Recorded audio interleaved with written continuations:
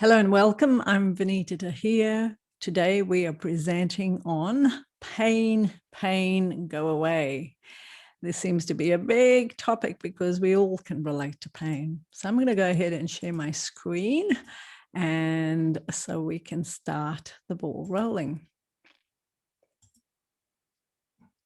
All right. So, of course, pain affects so many people. As a matter of fact, 1 in 5 people complain of suffering from some sort of pain. About 54% of women will report to have had some form of pain, whereas 40%, it's not surprising because women are the ones that actually go out and make their babies, etc. And about 46% of men would complain of pain. Generally, the older the person, the greater the likelihood that they might experience pain. Now, we are in a huge opioid addiction abuse epidemic at the moment. Previously, codeine phosphate was available over the counter, but now it is on prescription for the last couple of years. And as a result of that, patients are now seeking severe painkillers. These are Schedule 8 or drugs of addiction painkillers, and these are usually your endones, oxycodones, etc. So the presentations, therefore, in hospital settings can range from 150 hospitalizations in a day. As a matter of fact, there are about 14 emergency department presentations daily just in Australia. So opioids account for about 62% of deaths. Now that is significant when we're looking at deaths as a result of abuse of painkillers.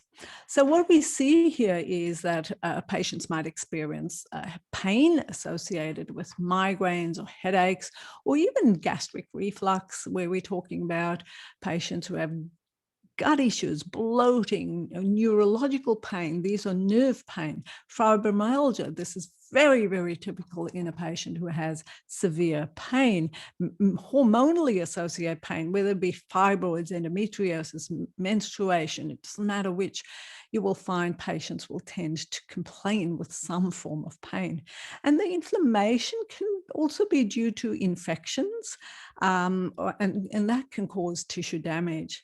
So all of these forms of pain can cause irreparable physical damage. For example, a surgical procedure can result in severe pain, but that pain can change based on your threshold. If I punch one person and I punch another person, one person might say, "Oh, that was naughty of you." Another would say, "Oh my God, that hurts. Why did you do that?" So pain, the perception of pain changes from patient to patient. And pain can also be experienced in surgical procedures, in cancer, and in just aging. As we age, we find it's pretty hard to cope with pain as we go along. So we've got to learn to dance with that pain. The cure for the pain is in the pain, says Rumi. Dancing with the pain is really very important for us to be able to really, this is how midwives would help their mothers during labor. They would actually get their mothers to breathe deeply. They're dancing with the pain as they go along. And the pain is really a messenger. So you've got to we actually feed it with worry, we become really victims of the pain.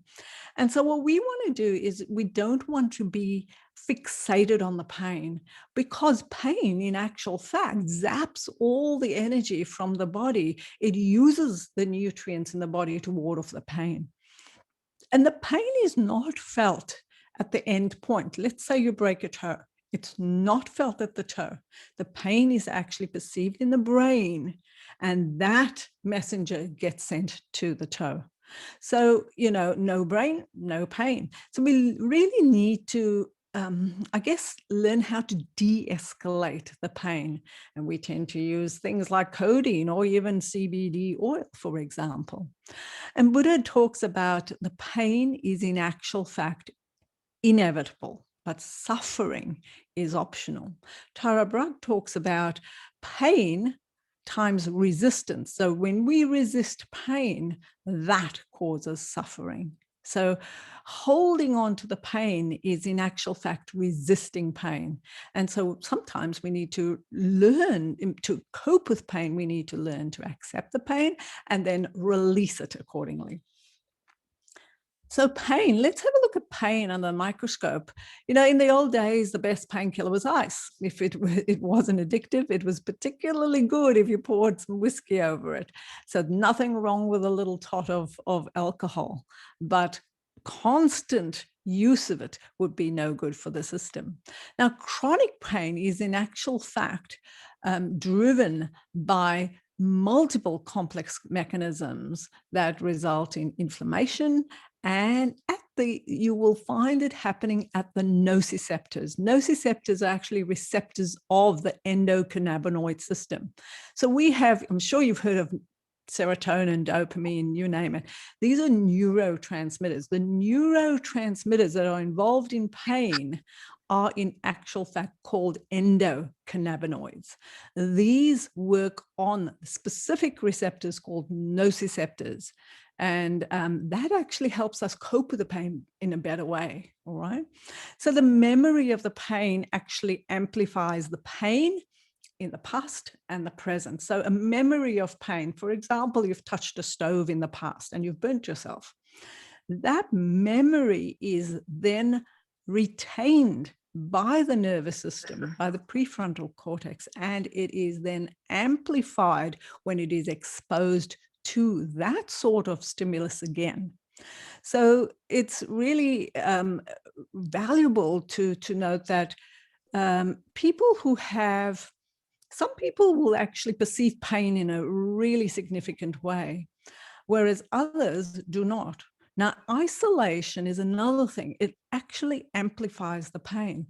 Pain is really a very unpleasant feeling. It's associated with tissue damage, but it's a critical component of the body's defense mechanism. So if you're taking a general anesthetic, for example, you are going to be using the general anesthetic for prevention of pain, so that when you get up, there's no pain associated with that surgical procedure. About 80% of pain cannot be identified. The cause cannot be identified. For example, a headache, for example, right? So it's really, in this instance, you're working out what is the experience of that pain. For one person, it's different for another. Now, there was an interesting story of a farmer who actually broke his leg on his farm while he was tending to his horses.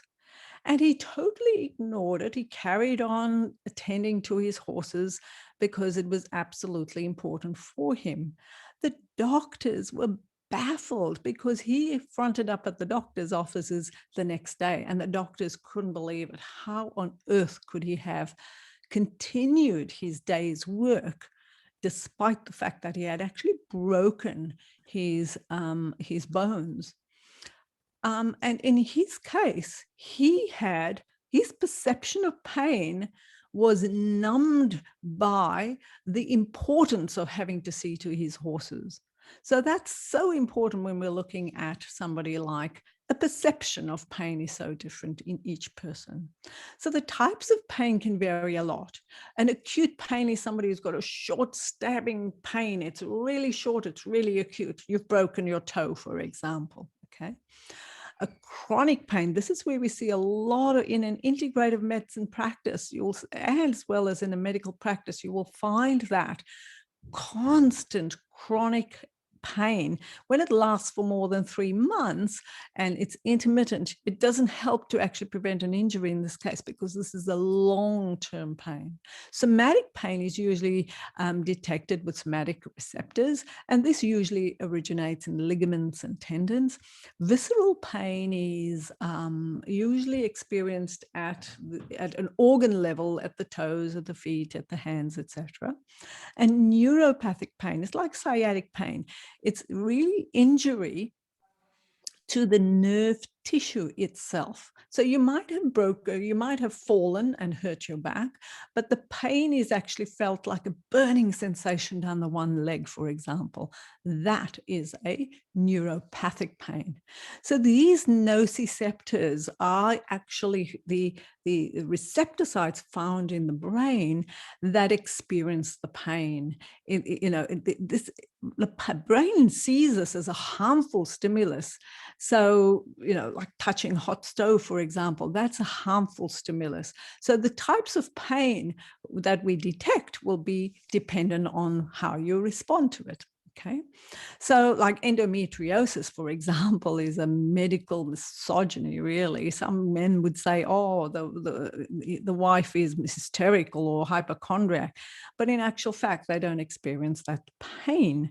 On the other hand, it has been well known that the act of sex is actually a really great pain reliever. And that's due to shifts and changes of various hormones that actually work along in the endocannabinoid system as well.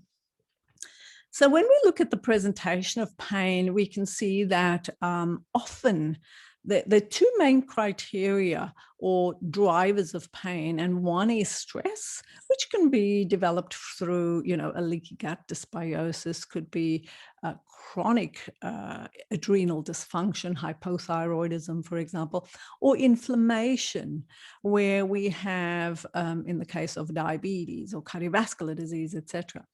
Both of those major drivers actually drive that pain threshold. And it does this through a number of mechanisms. The first mechanism is the development or the release of inflammasomes.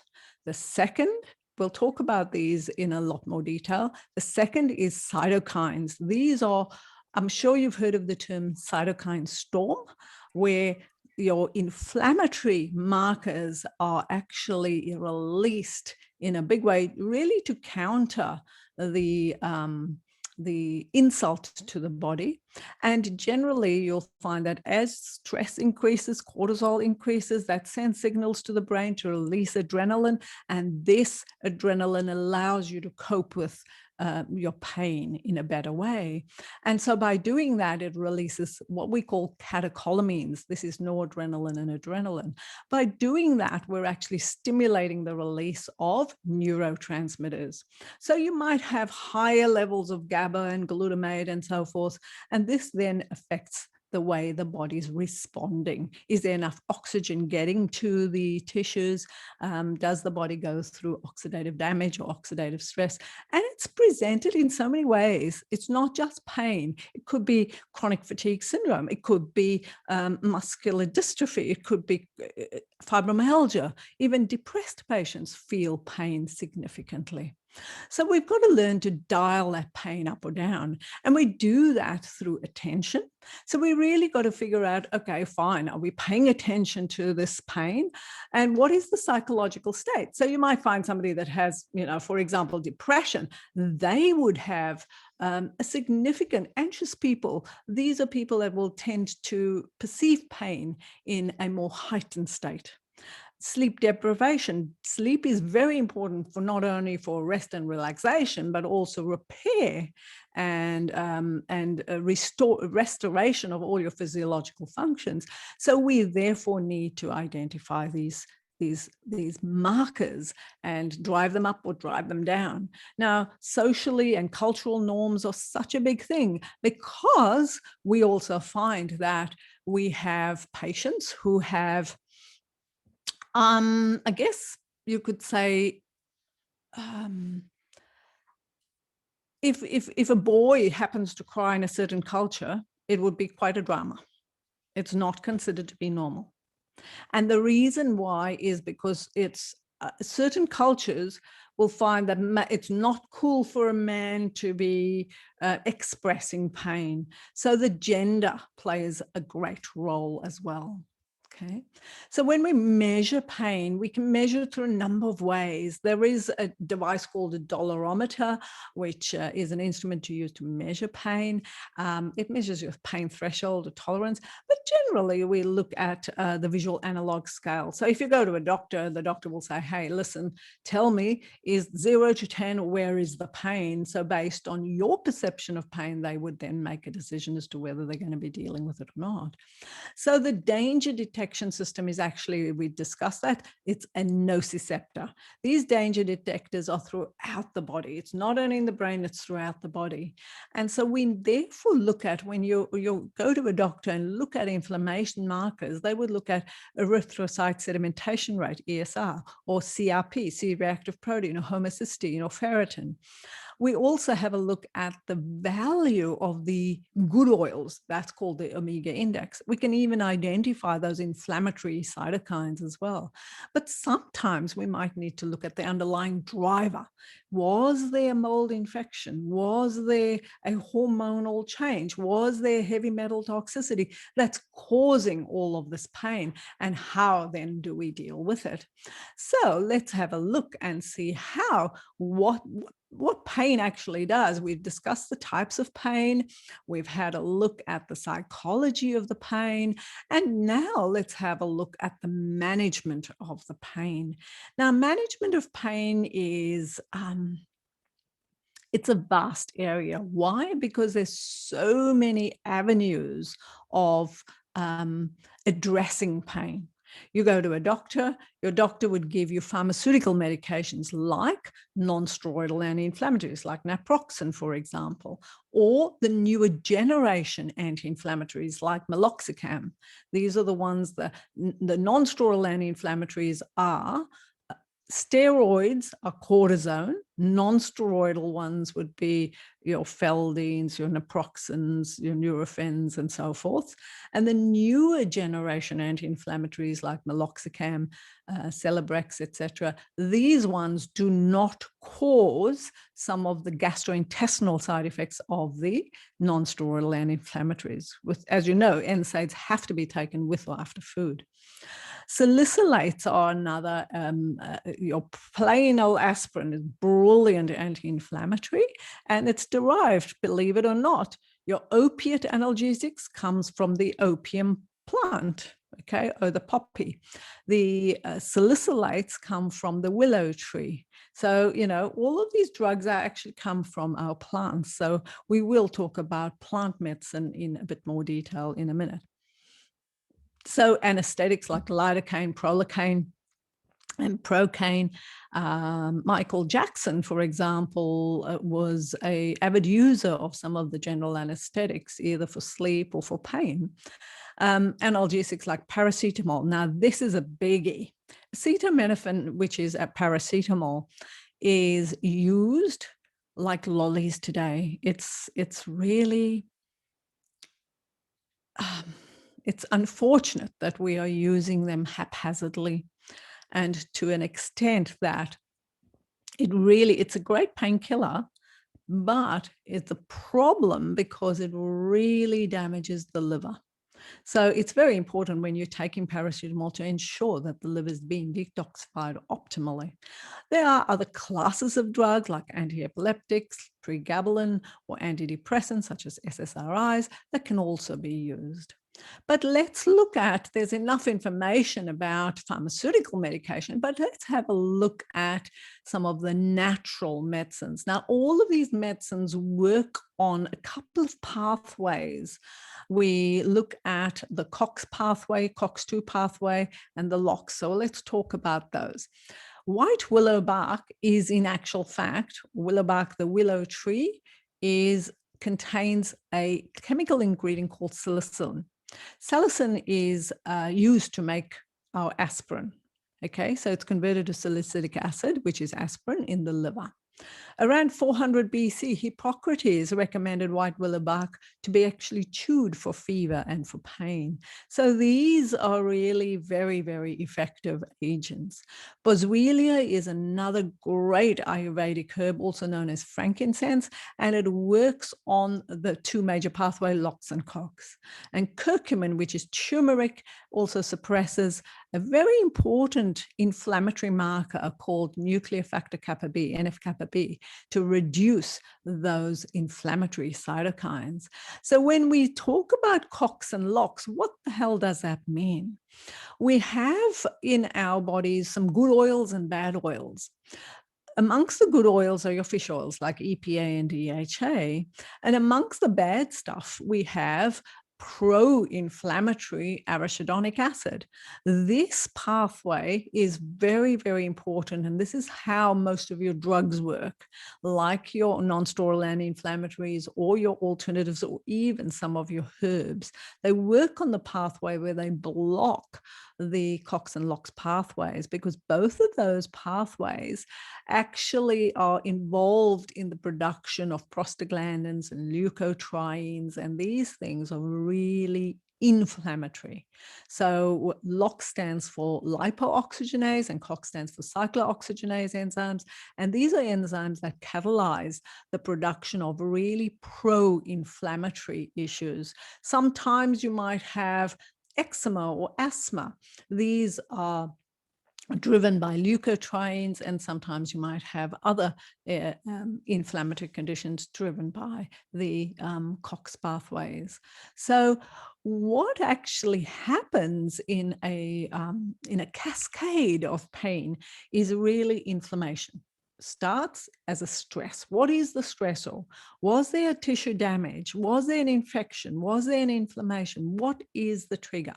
Did you burn yourself? Did you knock yourself? Did you have a mold infection? And that is the trigger. Okay, that's the stressor, and that then is then categorized, and it triggers. It stimulates the various receptors, which we call inflammasomes. There's a number of them, and they then signal certain markers. The signaling pathways are, in actual fact, very, very important.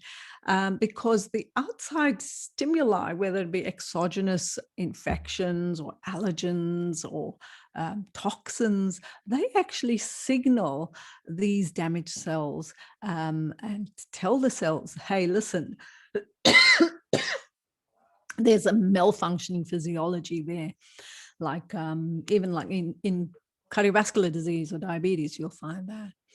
And they then stimulate your transcription factors. So transcription factors are, in actual fact, they promote your gene expression for pro-inflammatory mediators, for inflammation. Okay, so they target the whole idea is to target those prostaglandins. The drugs do that, and they then will then result in pain and tissue damage. So here we can actually see how important it is to note that herbs such as turmeric, which is curcumin, boswellia, devil's claw, Jamaican dogwood, Californian poppy, these are really great, powerful herbs that work at different levels in that pain cascade.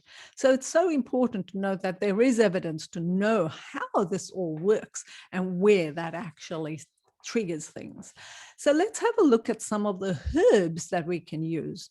Now, our good old-fashioned ginger has shown to actually alleviate headaches during the luteal phase, that's before period, and found to be very effective in relieving headaches. Magnesium is another one. Vitamin C, taking 500 to 1500 milligrams of vitamin C is associated with a 17 to 34% reduction in the risk for gout. Now, gout is extremely painful. So here you can actually see that these are studies that have been published showing that very simple nutrients can play such a vital role. Now, magnesium is brilliant because it, in actual fact, reduces the incidence of the migraines. And it does this very, very effectively by reduces the frequency by 41% versus 15% in the placebo. And this is using magnesium citrate. And it does this by blocking the NMDA receptors. So magnesium really acts like a sort of like a cap. It protects the NMDA receptors. These are receptors where GABA and glutamate work. These are neurotransmitters. So if NMDA is glutamate, for example, operates on the NMDA receptor, if it is activated, then we have excitotoxicity. In other words, see an autism child, you give him a bit of sugar, you will have glutamate toxicity. Give him a bit of food that contains monosodium glutamate, you will find that he is irrational and behaving irrationally. And that is what happens there is that it allows for opening of the sodium and calcium channels at the receptor level, at the synapse. That leads to depolarization, and that then activates those receptors. So magnesium actually is your plug. The moment your plug is removed, then you have depolarization, you have activation of these receptors, and you have excitation. So some people will become aggressive, angry, and so forth. Magnesium calms the system down. So it's really effective to note that these nutrients play such a vital role, and there is a mechanism behind that. They're just not just, oh, there's a nutrient, go ahead and go and do something with it. Fibromyalgia patients have about 2 times more glutamate than somebody that's not had fibromyalgia.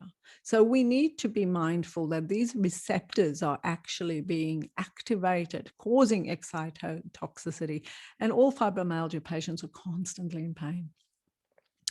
So now let's have a look at the objective of herbal medicine is really to do three things. One is reduce the spasms of the pain. 2, reduce the pain. That's an anodyne. 3, reduce that swelling or the inflammation as well. So herbs like Californian poppy, brilliant herb. It binds to GABA receptors, so it helps you sleep better as well. But it's a brilliant painkiller. Corydalis is a very effective analgesic phytomedicine, plant medicine. It's anti-nociceptive, anti-inflammatory, and it's brilliant for neuropathic pain. Sour cherry reduces uric acid levels, so really good for your gout patients as well. So you can see that these herbs have been extensively studied and published.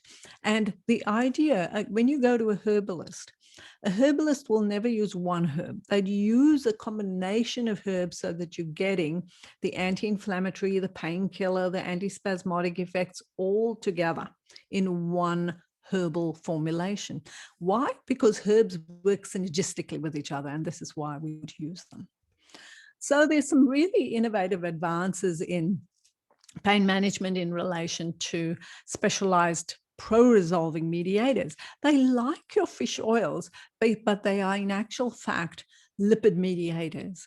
They activate resolution phases, they recruit immune cells to repair damage, they prevent inflammation without immunosuppression. So a lot of your major prescription medications are in actual fact immunosuppressive.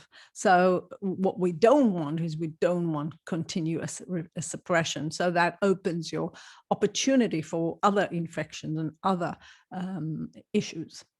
Another one, this is a new kid on the block, palmital ethanolamide, which is PEA. It comes actually from egg yolks.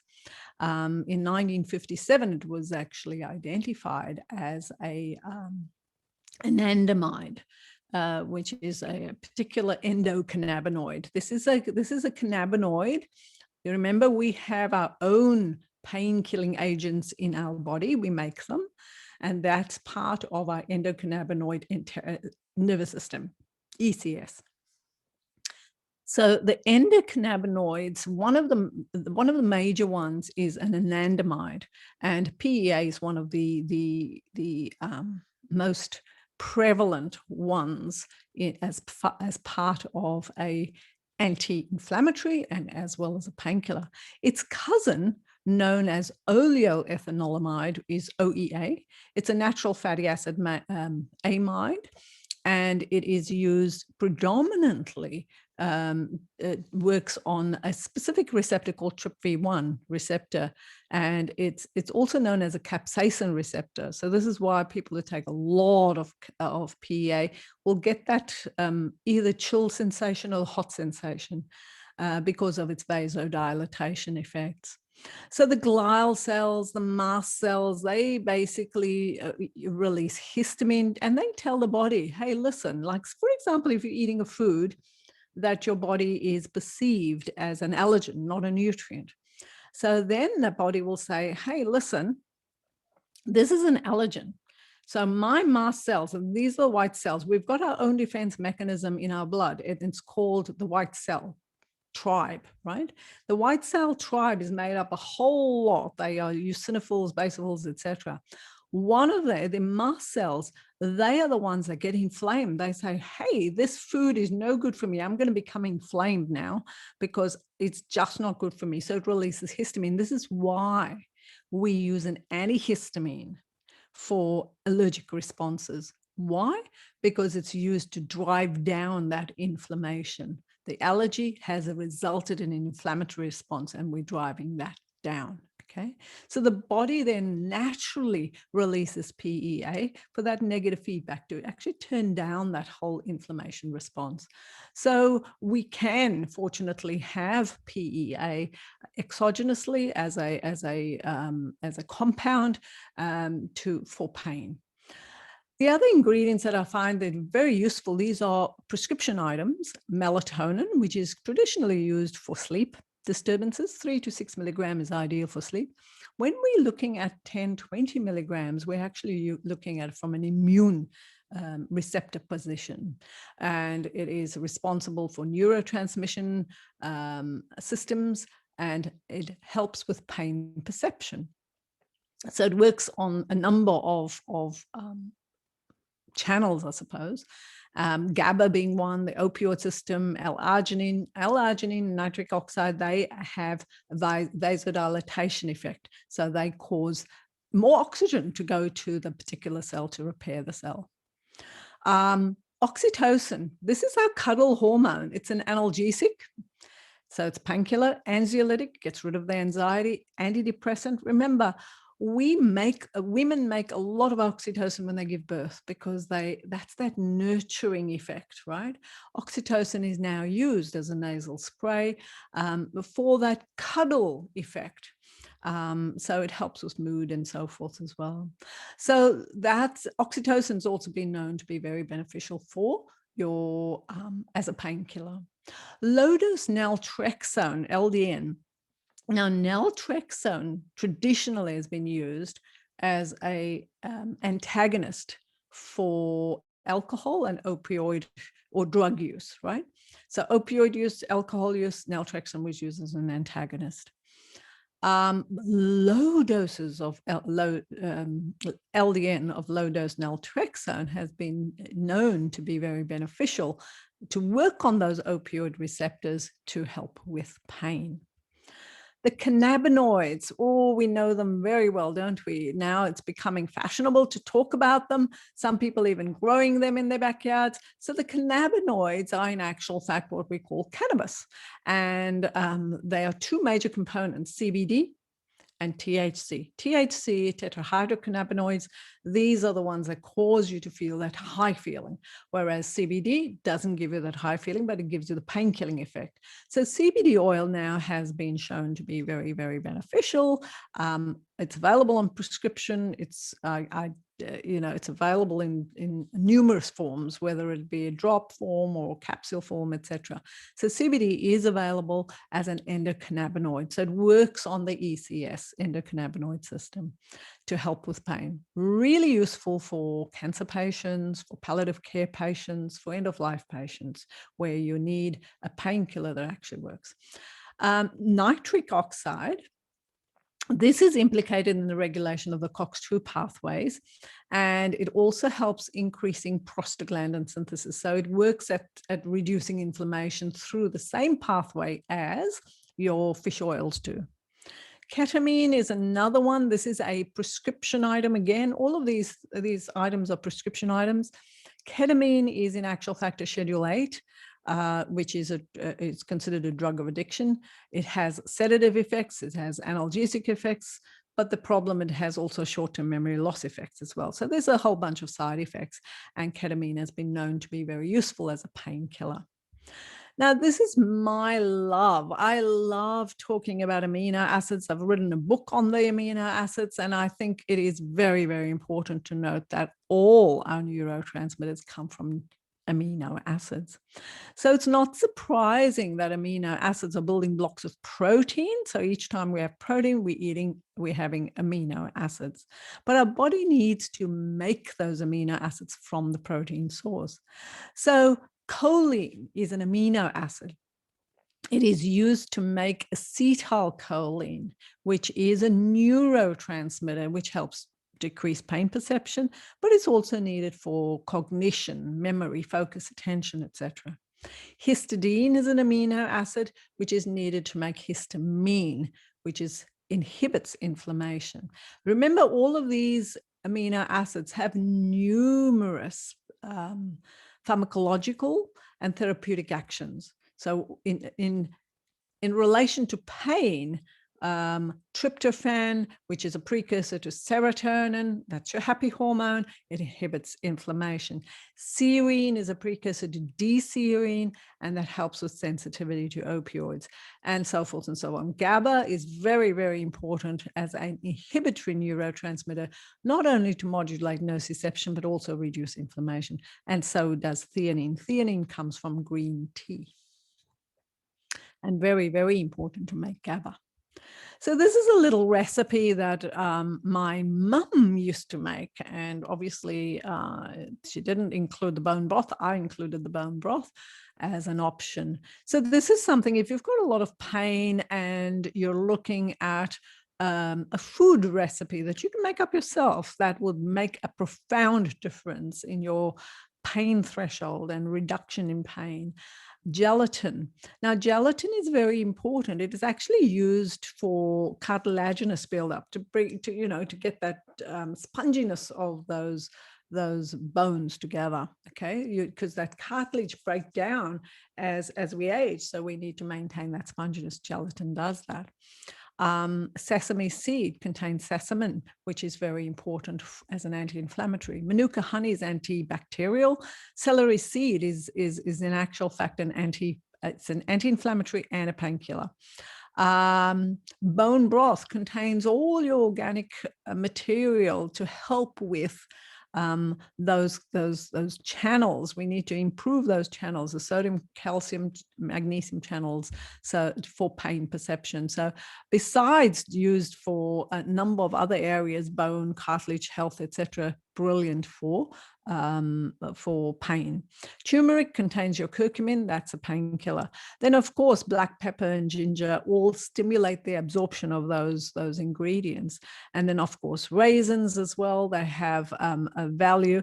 A combination of all of this, you just blend all of this together, make it into a fine paste, put it in a little jar, pop it in the fridge, and take around a teaspoon of this, pop it in your mouth each day.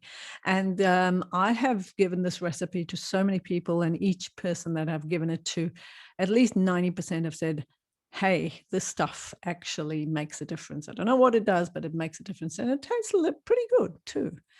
So diet, therefore, plays a very, very important role. We've got to remove the suspected allergens from the diet. We've got to the problem here is you'll find that if people clean up their diet, the pain reduces.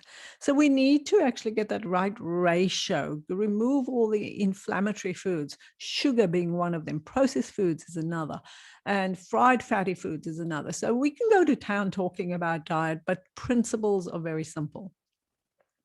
So this is a Biomedica slide, and it is really handy it's really comprehensive enough for us to be able to look at foods in a different way. We need to eat lots of fruits and vegetables and grains, get rid of those, and some of the newer grains like your amaranth and quinoa, buckwheat, these are really great. They call them pseudograins or superfoods.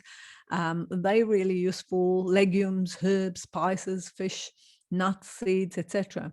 Notice there's not sugar in here. There's no soft drinks in here. So this is all the stuff that actually drives inflammation. So we need to keep the diet as simple as possible. So let's have a look at how we can put a pause on pain. So how can we do that? There are a number of devices available on the marketplace. We use photobiomodulation, we use cold laser therapy. There are implantable neuromodulation devices, and these are used mainly for our epileptic patients. External pulse transmitter patches. These are patches that send stimulation signals. This physiotherapists used to use a TENS machine, and they still do. That's a transcutaneous electrical nerve stimulation. So it emits very, very, very slight electrical impulses. So it trains the muscle or the nerve to work in a different way. There are opioid-sparing elastometric ambulatory infusion pumps. These are people walking around with various pain pumps and cooled radio frequency. Remember, what I'm doing here is just giving you an overview. Of course, I've missed out on a whole bunch of other devices, but these are the ones that are most popular. There are other devices like nerve root blocks, epidural steroid injections. Everybody knows about getting a steroid injection for their pain. There's a number of ways that one can do it. One can get, IM or epidurally. There are bioelectronic medicine devices, the spinal flow technique. This is a fairly new technique that actually allows the body to self-heal. And then, of course, there are other avenues that are similar, like emotional freedom technique or thought field therapy. Then there are also self-signaling anti-inflammatory proteins that can also be injected. So this is a study that was done by Montaro. They used virtual reality. They used different immersive experiences, and there was huge, it's like these video games. Human-to-human social touch actually improves. We know that touch improves mood as well as pain management. But so this is why they developed what we call the Paro robot that induced a sense of, I guess, perceived happiness. And that then changed the perception of pain. So when we put a pause to pain, there's a number of practices we can use. Look, this list is endless. It's really, really important to change how we perceive the pain. So in other words, don't fight it, don't resist it, don't fixate on it. So you may need to use heat and cold applications.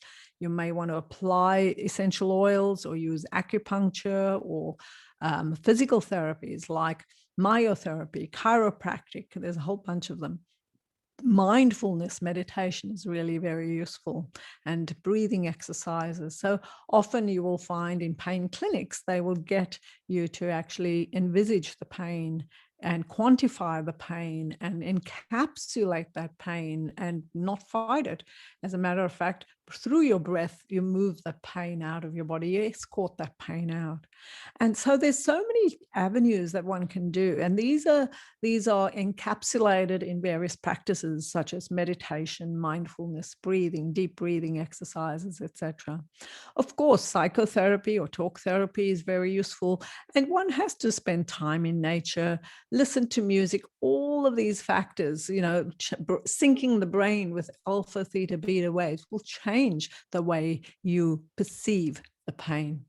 Your physical therapies can range from massage to myotherapy, energetic therapy, chiropractic, osteopathy, and the list goes on. So we have talked about diet, we've talked about exercise. Without exercise, if you don't move it, you lose it. So you have to have the right amount of movement to manage that pain. Physical therapy is very important, whether it be chiropractic, massage, etc.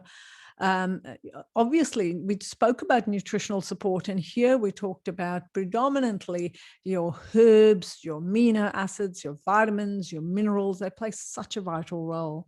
And of course, for severe pain, we do have to depend on pharmaceutical interventions.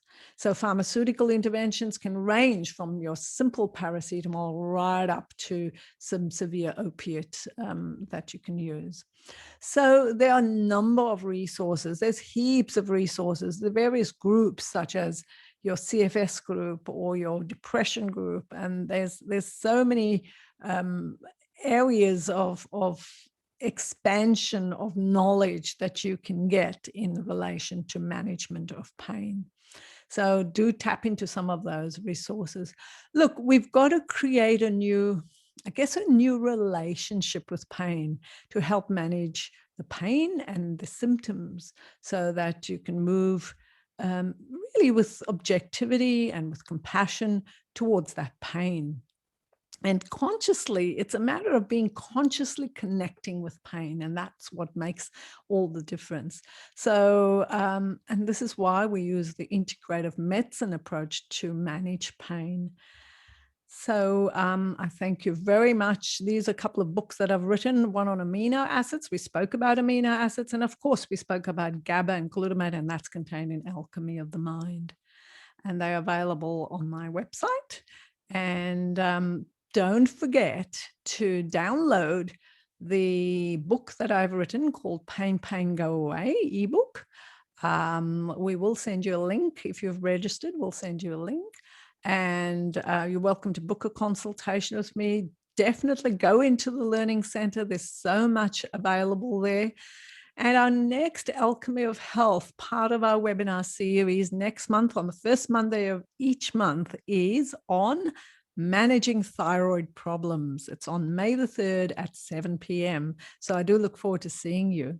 Now, if there is a topic that you really, really, really would love to know more about, please pop it in the chat. And thank you so much for listening. So we'll open up for some questions. Well, we've had some lovely feedback, Vanita, from John and Peggy, who said, this is so incredibly useful. Bravo, Vanita. And I politely asked what's most helpful, and they said everything. So obviously you've answered all questions. So thank you, John and Peggy. The person signed in as Conquering Chronic Illness, who says, brilliant as usual, Vanita. Thank you. Helen. Thank you, Peter. Said, thanks, Vanita, it was great. And Beth has also said thank you. So there's no questions yet. So what I might suggest is that we turn off the screen share and pop on the cameras, and then we can perhaps go to more of a group discussion and get what, make some comments about what you learned. I heard tonight that sex is a pain reliever. Pity I don't get much of it, but oh well. Magnesium for headaches. And I really like the fact that something you said reduces spasms, pain and inflammation. I've forgotten what it was. I forgot. Oxytocin, that's right. I thought that was really interesting. Your cuddle hormone. Yeah. So go around and hug someone or hug a tree or something, because that will help. I remember sitting in the dentist chair and the assistant would always put her hand on my arm, and that was far better than the injection they put in my mouth. But anyway, and I love the comment about herbs working synergistically. So not just one herb for everything, but, combining them. So that's obviously the benefit of working with a professional. And I also picked up about oxytocin. It's anti-anxiety, it's pain relief, and an antidepressant. That sounds pretty amazing for one thing. So I thought that there's a lot of people, I think, suffer pain in multiple ways. And, that sounds absolutely like the go-to one for me. I think there's quite a few go-tos there. And herbs play an amazing role in acting, because herbs contain a number of components, alkaloids and terpenoids and so forth. It's really handy to have the availability of a number of herbs to pop together into a blend to help from inflammation, from pain, and all sorts of other areas. Yeah. Yes. I think a lot of people will be downloading that recipe and going around the supermarket this week looking for all the ingredients for joint pain relief. And the fact that it's got honey in it and sesame seeds, it sounds like it's not too bad to taste either. Actually, it's not bad at all. It's just, you just make it into a lovely paste, and you can make it quite thick, or you can make it quite thin. It doesn't really matter. But the important thing is that it's available. Excellent. Venita, you may not have Hello, John. the news tonight. Hi. Seeing you are getting busy with this talk, fantastic talk. The news said that paracetamol is a placebo, just about. Only good for a little bit of osteoarthritic pain and some brain surgery or something. So this lecture could not have arrived at a better time. Thank you, John. Thank you. That takes care of that. John is a very, very good compounding pharmacist, one of my old colleagues. Brilliant man. Thank you. Thank you. I have a present for you, Venita. Yes. Watch. That's me. Yes. That's me with your present. Wonderful. You're gorgeous. Very cute. Okay, so we've got a question from Helen. Venita, do you have any comments on the use of black sesame seed oil for pain? Yes, black sesame seed is in actual fact, black sesame seed is in actual fact has more sesamin, but what works really well is a black, it's called kalonji, which is black. I don't know the English term, but the Indian term is called kalonji. Brilliant. Not only it's known, the actual generic name is Nigella.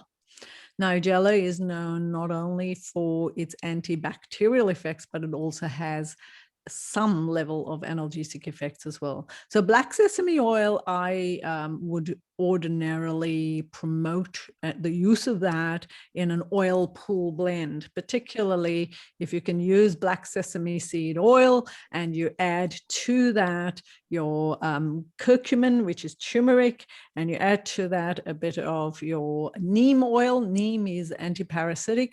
You add all of these ingredients into a teaspoon of the black sesame oil and you swish it around your mouth.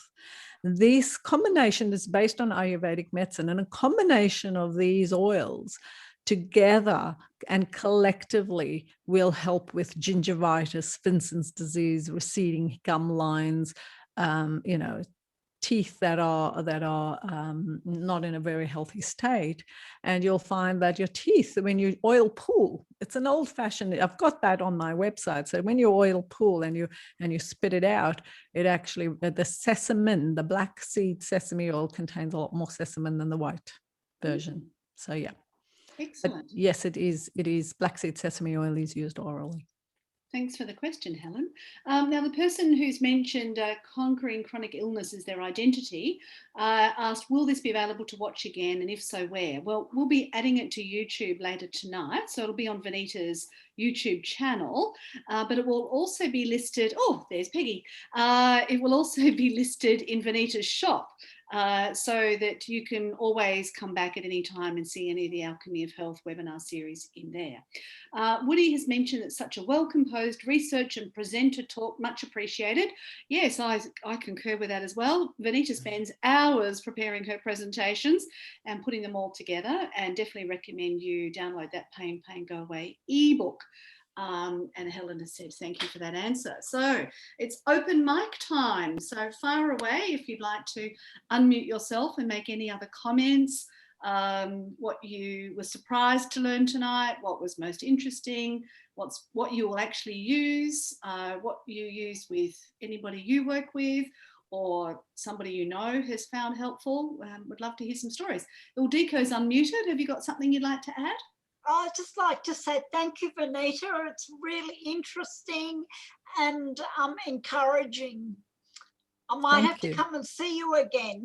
You'll have to come and see me, yes, when you need to, no problem. Always best to get personalised advice for your particular situation, Yes. and good to have a general knowledge as well. So yeah, excellent. And if there's anybody that's really interested in a specific topic that we have not got, our next one will be on thyroid, managing thyroid problems. And there are lots of people that don't even know that they have a thyroid problem. So we'll go through what it means to have a low or high hypo or hyperthyroidism, but more importantly, we can often overlook the subclinical symptoms of thyroid imbalance, and that usually ties in very well with adrenal dysfunction. So if there's a topic that you really would like to know a little bit more about, please contact me or pop it in the chat. I'll send you my list. Look, ladies, it's been amazing. I have to apologize. Peggy and I have an appointment with our Indian group at 8 o'clock, so I have to say goodbye. And thank you, John. Thank you, soon, Peggy. Thank you, guys. Thanks Bye. for joining us. See See you you next then. time. Bye. Thank you. Yes. Bye-bye. Now, the link to the next Alchemy of Health webinar series is in the chat. I'll just copy and paste it again if you would like to get in ahead of time. Also, earlier in the chat was the opportunity to connect with Vanita on LinkedIn, on Facebook, or on Twitter, so that you can see her updates, because she's always sending out news of different events that she's been speaking at. So they're all there as well. As I said, this will be going on to Vanita's YouTube channel later tonight if you want to re-watch it again in just a little while. Thank you for coming on Easter Monday. We had 160 something people booked, and we ended up with 11 people on the call. So how interesting. And we've got some topics here: increasing energy, mitochondria problems, how to test, how to determine why you have severe fatigue, and perimenopause and menopause is a topic, and that was from Sally. So yeah, there's a couple of quick requests in there, Vanita. Have you got anything you'd like to add on those just now? Mitochondrial issues are big issues. A lot of people complain of fatigue, and it's so easy to identify all those various metabolic blocks. So we'll definitely incorporate that at some stage. And menopause, I think all of us have either been through something, a hormonal change, or going through some form of hormonal change. So Sally, that would be definitely on the cards. Yeah, good topic, and a very well recognised one, and probably a good topic for your next book, Vanita. All right. Now, Yes, also, unfortunately, I'm not as diligent as you are, Sue. Sue's written a number of books. You can see that in the background. She's brilliant she's just written the latest book called The Gigsters. Oh, no, that was my fourth book. My latest book is LinkedIn for me and my career or business. But wow, see, I'm not even in touch with some you. of the books in the background there, or the first So four at least. Sue is a LinkedIn guru. Do look her up if that is of interest to you. Yes. And there was another comment. It was very concise and valuable. And autoimmune is a topic that another person is interested in as well. Okay. So, yeah, there's so many autoimmune diseases, but yes, that could be a challenging and interesting topic to cover. And if you've enjoyed this webinar and would like to thank Vanita for her time and knowledge, you're welcome to write a Google review. So you can just Google Vanita, and when she comes up, you'll see a little grey button that says write a review. You just sign into your Google account, which is your Gmail email address for most people, and you can pop in a quick review for her as well. So on that happy note, if there's no other questions, any other unmuted microphones ready for a question? Thank you, Vanita. It was wonderful. Thank you, Ildiko. Thank you so much. All right. Well, we wish you farewell and have a good night. Thank you, Vanita. Good night. The last of your long weekend. Thanks, Good night. everyone. Bye for now. Good night.